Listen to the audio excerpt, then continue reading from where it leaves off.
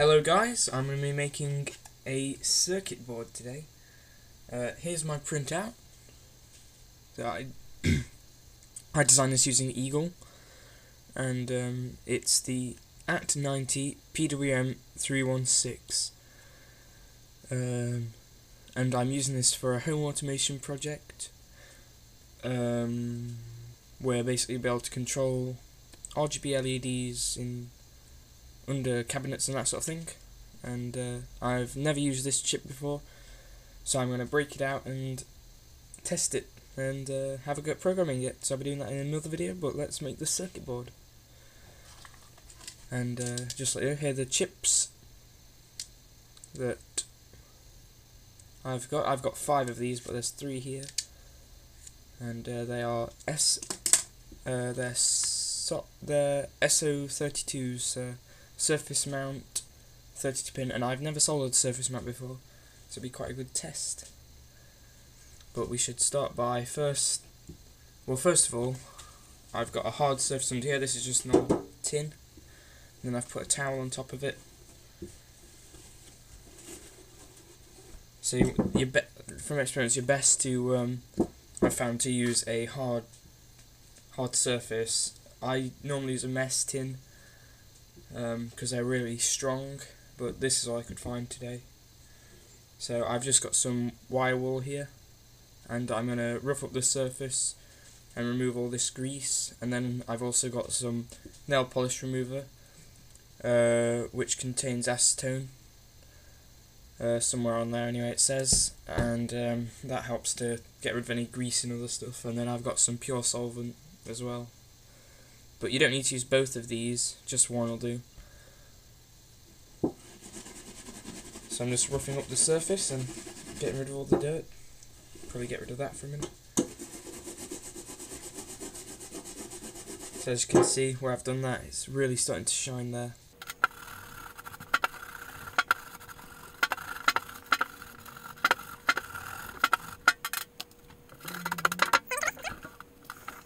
And I will take a cotton wool bud and either get my solvent or my nail polish remover.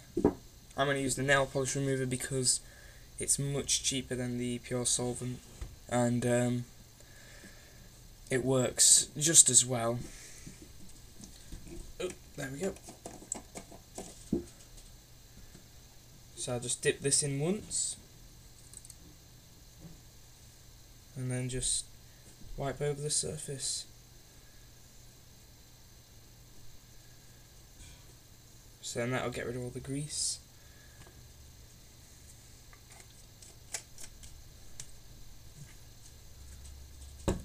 And then you don't want any excess left behind, so you just wipe the excess off on something that's clean, so no muck on it. And that's really shining and well clean, ready to take the toner. Yeah, so I forgot to mention, this is printed on glossy photo paper.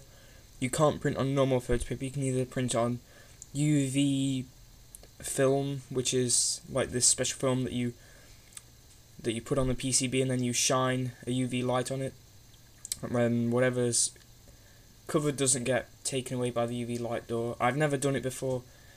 I've just normally done this toner method, and I've done it quite a lot. And another thing to take note of is any writing you need to flip.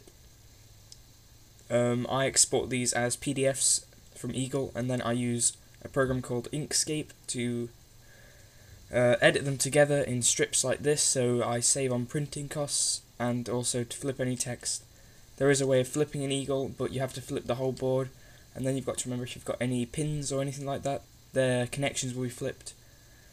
So you have to be very careful about that. So I only flip the text by itself, and then I'm just going to face this down onto the board, make sure it's all lined up. I've made this board a bit bigger, and I cut it using a junior hacksaw, but that doesn't matter too much as long as it's big enough. So I've preheated the iron, and I'll just place that there. So I try not to move it too much at first so that none of the traces smudge. I'll just leave that for 30 seconds or so, and then I'll start to move the iron around it. I just want to make sure that that toner melts and doesn't smudge so that the paper's on nicely. So now you can see the heat lights come on because heat's gone into the board. So now that paper, some of the toner will have melted, I can start to move around the edges. So you don't want to do this too long, but I wouldn't do it too fast because sometimes you get traces that have been left behind. And try and remember where important traces were on the board that were quite thin, so I'm going to go along the edges quite a lot and make sure to go over those as much as possible because that's where you need to keep most of the heat. So I'll just move it to that side and then I'll put the edge of the iron across there to try and get all the side traces.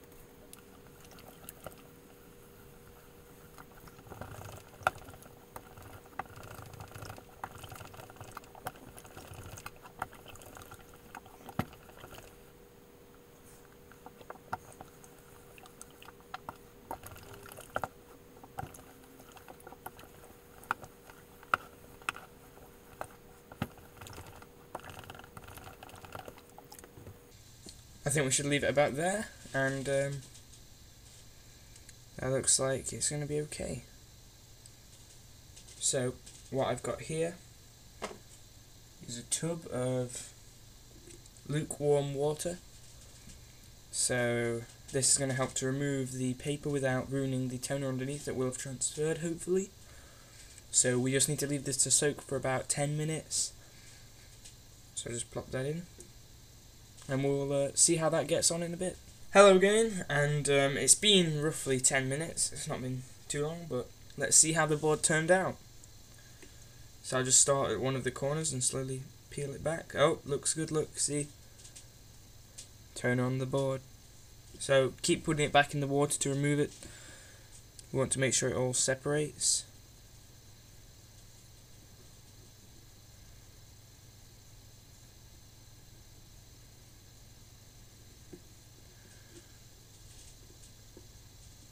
And that is absolutely perfect. So not a single trace is bad. Yep, it's all come out very nice. Oh. So if you're wondering what this white bit is here, that's where tissue has gotten stuck in between the traces. I don't know how easy that is to see. But yeah, that has turned out really, really nice.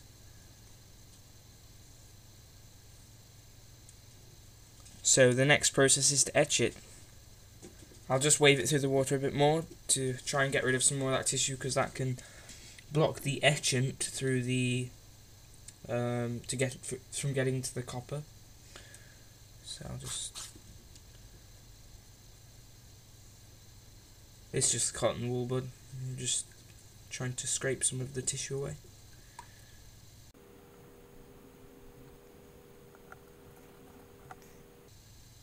And then another way of getting rid of some is if I just get a screwdriver, fairly sharp one. You can just sort of like scrape away in between your traces at any tissue that's been left behind.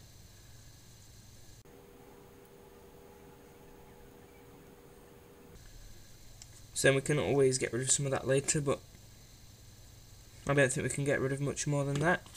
Let's just have one last go with the cotton bud. And now, actually, do you notice the text is the correct way around now? And then there's my name. Will be. So then this is just water on here. I've not put anything special on. Just trying to get rid of some of that horrible paper that's in there. And I think that's the best that we can do. And I'm pretty pleased with that. So let's move on to the etching stage.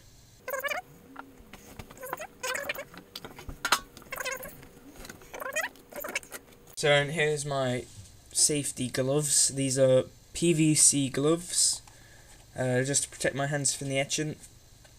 You can just use disposable gloves, but these are more of a long-term solution. I got these for £2. They're really cheap. I think they're from B&Q or somewhere like that.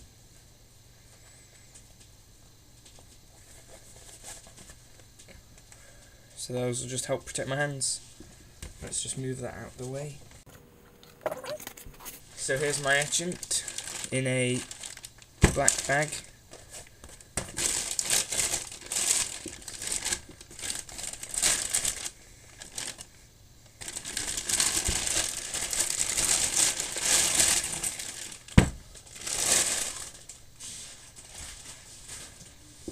This isn't, I bought it from Maplin in a litre container, but I've just separated it around, and this is used. So I've written on it, ferric chloride, do not drink, just in case someone does mistake it for Mountain Dew. But, yep, so the etchant I'm using is ferric chloride, and I've got one of these tubs, quite nice for if you're doing a smaller board, because you can just drop it in like that. And yeah, so let's pour in the etchant. There it is. Yeah, and this is not really a really strong etchant. It's quite weak compared to what some people use. But just a little tip here is the key to any etching. You're best to keep the liquid agitated, so just come back to it every minute or two, and literally just a really small nudge. Nothing like, you don't need to do anything massive, but that's right around there. But yeah, just a little nudge, like a wave, just to get any residue off the board and copper that's been etched away.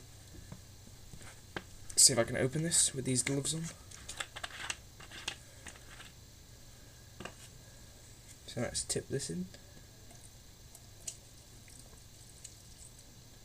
So you want it just a bit above the board.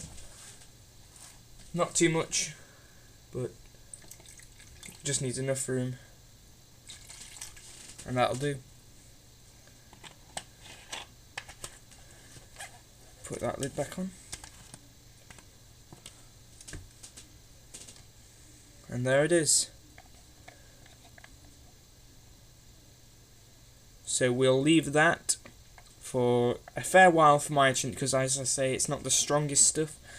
But the good thing about not having a really strong solution is because it takes a while to etch, you can accurately remove the correct amount of copper, so it's not going to eat away at traces that I want to keep. So in that respect, it's a lot better than having something that's really strong and just eats absolutely everything in 5 minutes. So this is much better in my opinion. So yeah, we'll come back to that in a bit. And but literally, that's enough to keep the liquid agitated. We'll see what that's like soon.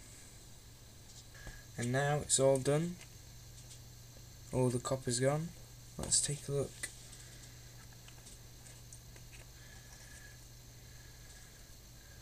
There we go. Very nice. So next thing we need to do is scrub the toner away.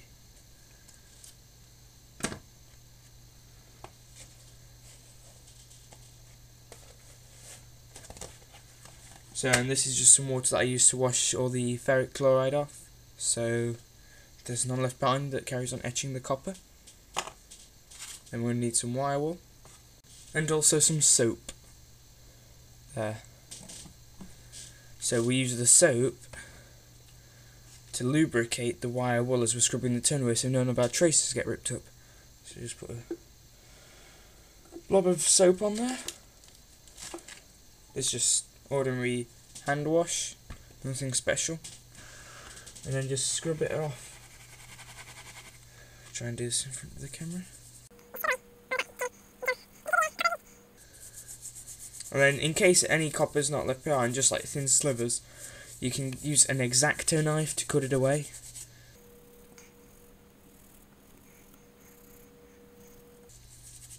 One or two of my pads messed up a little bit, so what I did was I just got a Sharpie and drew over where the pads had uncovered.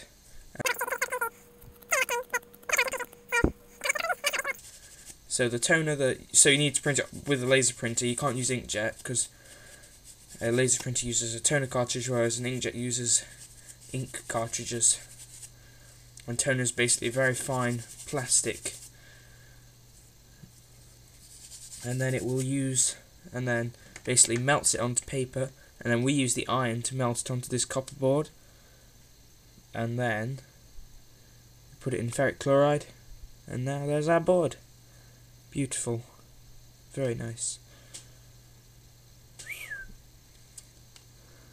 So the next stage is to solder it together with our pin headers and the PWM316. As I said before, it's not really a very exciting board. It's a breakout for the PWM316, well, the AT90PWM316, so that I can program it and get my head around it, because it's a chip I'm not very familiar with. So, yep, I'm now going to be doing my drilling of the PCB. There it is. Yep, so I'm using 0.8mm drills for these pin headers, and then here's the surface mount package we're breaking out.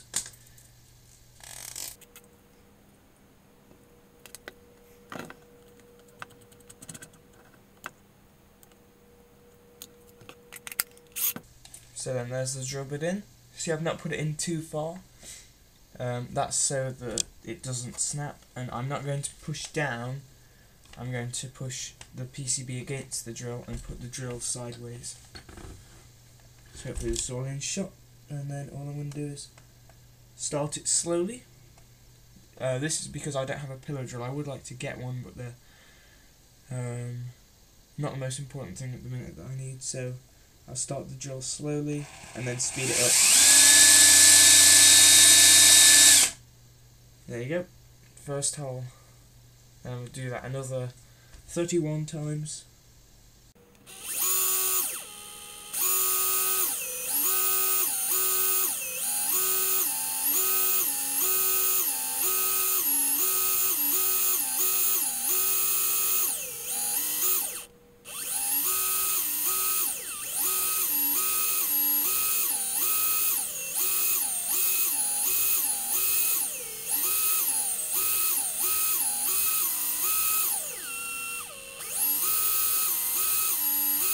There it is.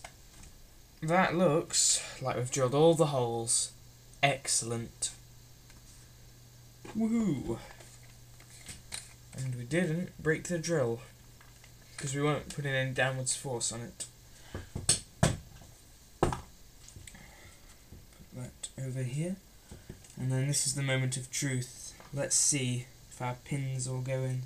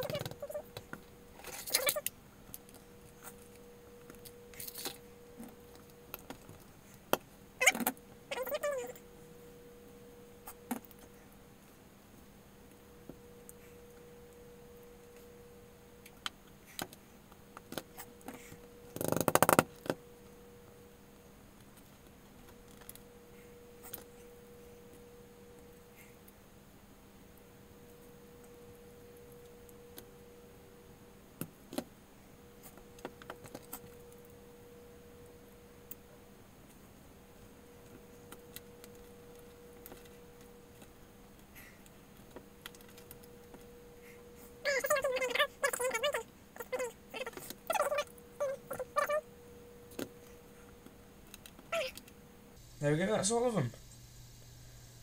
Perfect.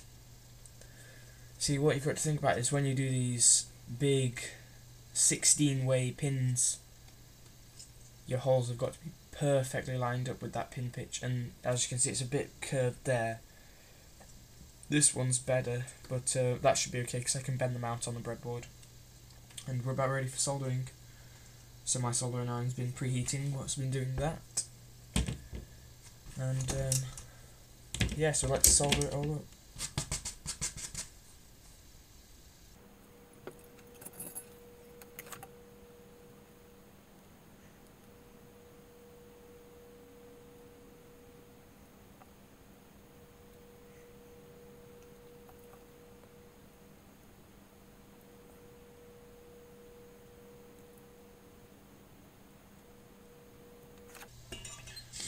So then, there's all of the pins soldered in, and now it's time for the surface mount stuff. Never soldered surface mount before, so this is an experiment for me. Actually no, that's not true. I've soldered some, is it SOC 22, the 3.3 volt regulators with like, oh I don't know, oh here we go, that's handy. Oh no it's not. There's one, look. That's the only surface mount thing I've ever soldered before, which is a 3.3 volt regulator. So let's have a go at soldering one of these guys.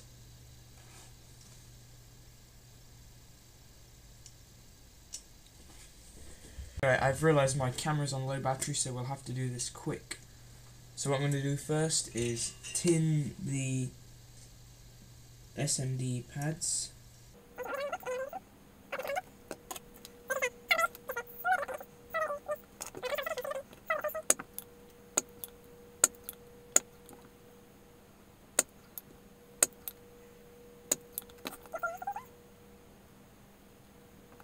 So now I've done that, I'm going to start soldering the chip on.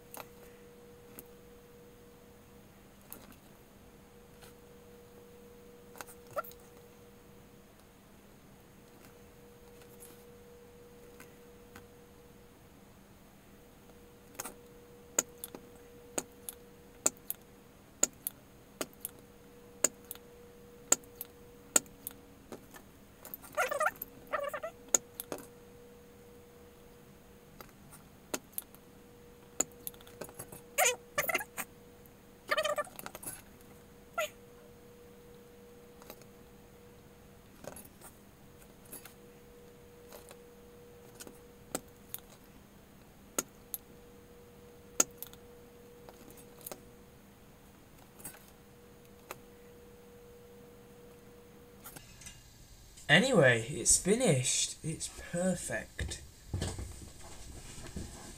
I am very pleased with that.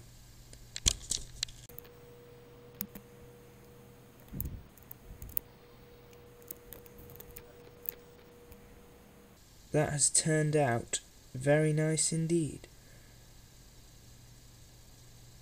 So in our next video, we will be using an ISP programmer to put software on the chip and have a play around with it and see what we can do. So thank you for watching and see you in my next video.